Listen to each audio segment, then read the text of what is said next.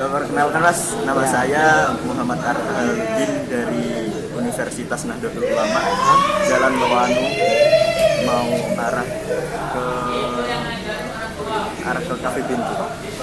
Oh, yang mana Mas? Yang daerah Pintu Adi.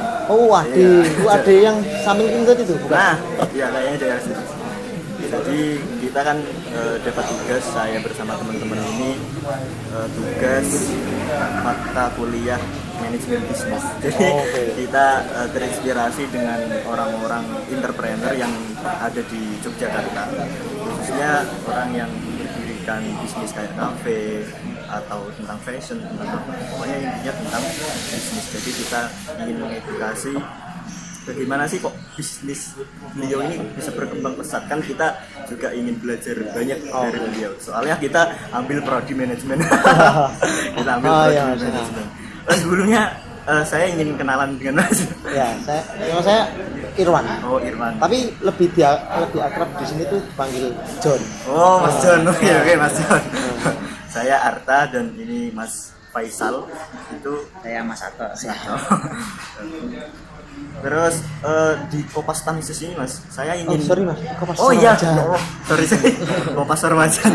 Di Kopas Sorowajan ini sejarah awal memberdirikannya gimana ya? Sebenarnya dulu itu ini ownernya kan sebenarnya yang bertanggung jawab ownernya yang bertanggung jawab ini. Cuman setahu saya si ownernya ini dulu bekerja di Blandongan. Dia sebagai perkap lah itu istilahnya. Terus beliau ini kebetulan ada bukan bondonek, tapi memang dia udah ada basicnya Mas untuk kopi itu. Dan akhirnya dulu itu cuma segini Mas, sekotak itu Pak. Yang belakang ini belum ada sih dia daerah sini. Nah itu dari 2014 akhirnya babat alas. Babat alas berarti meratakan tanah yang belakang ini? Bukan, jadi babat alas itu beliau itu selain dari Jogja dulu itu nggak ada kopi yang cangkir kayak gini. Adanya yang gelas tangguh. Berarti merintis pertama kali? Bukan merintis pertama kali, tapi beliau terinspirasi dari Blandongan. Blandongan. Terus menerapkan di sini kopi cangkir. Sebenarnya cangkir itu kan Masa dari mana? Saya dari Banyuwangi. Nah, Jawa Timur malah kan dulu kan Jawa Timur kan kopinya cangkir semua. Iya. Jogja kan nggak ada. Jadi beliau itu ya terinspirasi Blandongan terus diterapkan di sini. Terus kebetulan juga beliau itu memang teman-teman dari Jawa Timur tuh banyak dulu di sini. Jadi kayak pelanggan Blandongan yang udah kenal sama ownernya, namanya Pak Supriyono. Tapi lebih akrab panggil Pak Pri. Ya. Jadi Pak Pri itu lebih tepatnya itu teman-temannya Pak Pri itu ya langsung pindahnya ke Kopas semua ngopinya. Oh gitu. Berarti ini setelah beliau kerja di Blandongan, ya istilahnya cari ilmu dulu ya kesana nanti beliau membuat kafe baru ya, mengedukasikan di sini. Oh dulu beliau memang alumni mahasiswa apa gitu? Kebetulan beliau itu isi Mas, tapi nggak lulus. Oh gitu ya. Tapi kebanyakan orang sukses itu ada yang putus pendidikan. Iya memang sih banyak. Ya. Setahu saya ya. Selama Mas kerja di sini itu problem apa saja yang sedang dialami? Kan biasanya di dunia bisnis itu kan ada suatu masalah yang memang harus diatasi, dan bagaimana cara mengatasi? Lebih tepatnya sih problem itu kita bicara ke ini dulu ya, internal dulu ya. Oh ya. Ke karyawannya dulu. Lebih problemnya itu jadi mungkin banyak teman-teman yang memang ada yang punya basic, ada yang enggak. Nah, problemnya itu paling bikin teman-teman ini yang belum punya basic ini dia bisa menguasai minimal itu bikin ini dulu, bukan bikin kopi tapi bikin teh dulu. Soalnya kopi itu riskan ya Mas. Jadi kan kopi itu istilahnya tuh Ini. Racikannya memang Racikannya sulit itu gitu ya. ya memang sulit tapi sebenarnya itu bisa mas. Harus dilatih dulu. Ya, harus dilatih dulu.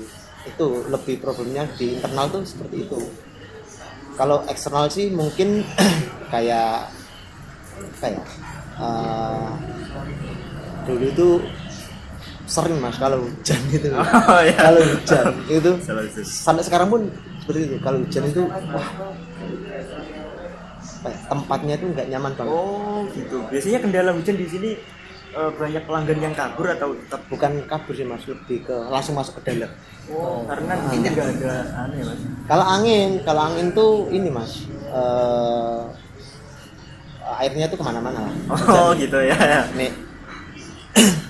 Nek kalau nggak angin ya paling bisa di sini. Oh gitu. Tapi setiap harinya di sini ada prospek gitu, ada peningkatan pelanggan.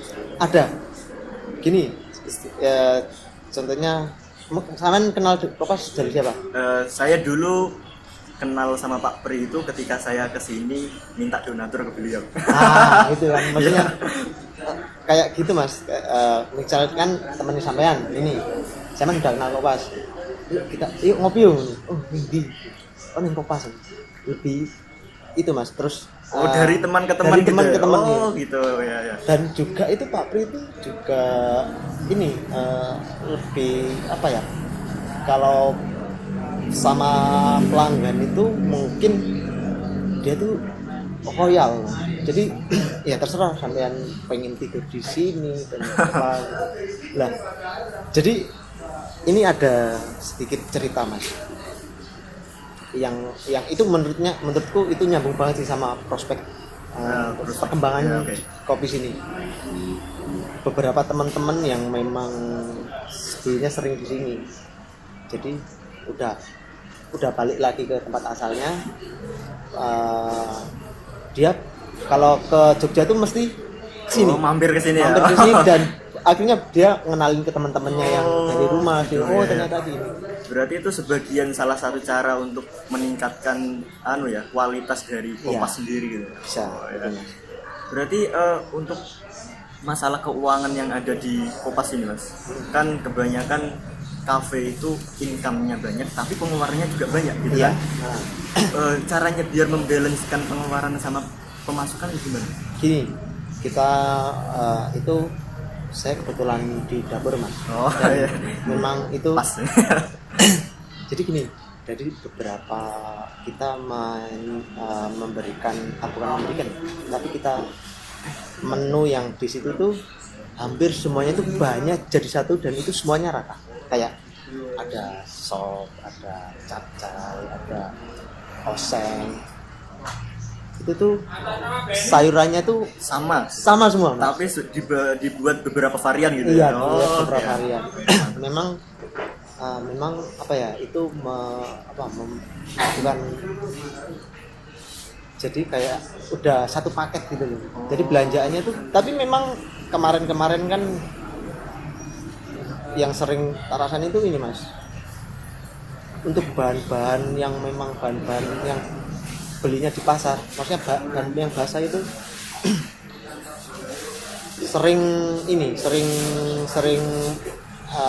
apa ya, kalau buat penyimpanan itu teman-teman tuh sering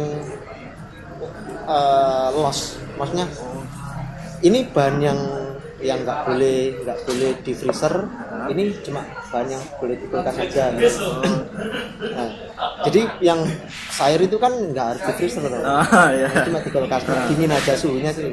Itu yang kita sering bengkaknya di sayuran itu. Kalau di toko kayak minyak, gula itu tuh memang ya kita paling kita buat SOP-nya dulu. Yang pertama paling penting mas, SOP-nya itu, jadi kita bisa menakar, oh ini segini gitu. Berarti harus menyesuaikan ya. Semisal ada inovasi baru gitu lah ya mas. Kita beli sayur, semisal beli timun, kangkung, nanti dibuat beberapa varian dan biar pengeluarannya itu nggak banyak tapi gitu. Pemasukannya iya lumayan lah itu. Jadi sedikit tuh gini mas, mungkin juga menyesuaikan di sini sih juga menyesuaikan kantong mahasiswa mas. Oh iya. Jadi Siap. gimana caranya kita mengemas makanan itu lebih menarik dan harganya itu juga pas terjangkau. Ya mantap. Soalnya mahasiswa kan rata-rata juga pendapatan dari orang tua itu 1 bulan full, kadang cukup kadang enggak gitu mas. Tapi Kompas Suara Wajan ini selama awal berdiri mas sampai sekarang itu karyawan yang sering dialami, problem yang sering dialami di kafe ini apa mas? Yang paling sering terkendala lah. Paling sering terkendala itu ini mas, kalau itu saya rasa itu ini selama kerja ini kedisiplinan. Oh ya, kedisiplinannya. Ya mungkin kita kan Maklum nggak aja ya. terikat tuh mas, nggak terikat Oh, ya. iya. Dan kebanyakan juga mahasiswa di sini yang kerja. Terus mungkin disiplinan itu ya apa ya kadang itu udah dikasih toleransi 15 menit.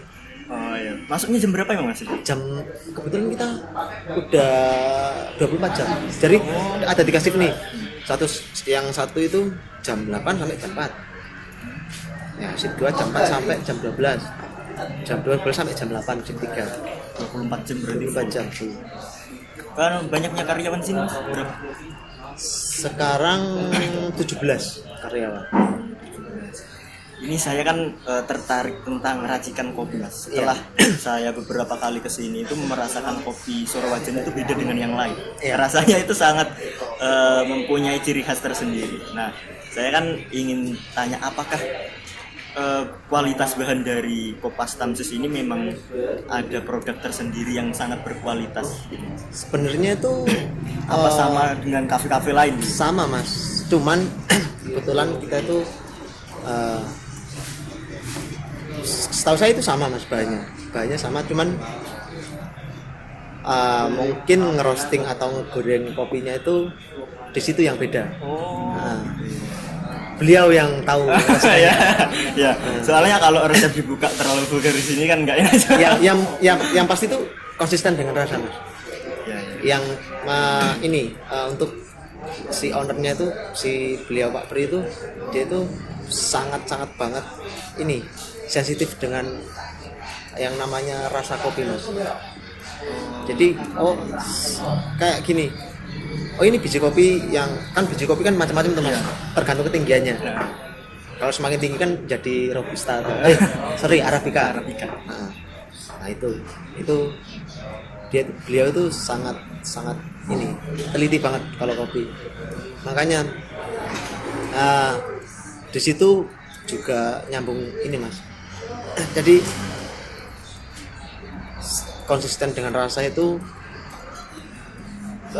beliau itu sering bilang sama saya itu kalau kita tetap konsisten dengan rasa pasti ada prospek untuk selanjutnya. Gitu. Berarti ini suatu rahasia yang tersendiri ya. Untuk mas di sini menu itu selalu ganti, ada menu baru gitu atau memang dari dulu menunya ini? Enggak mas, pasti ada varian.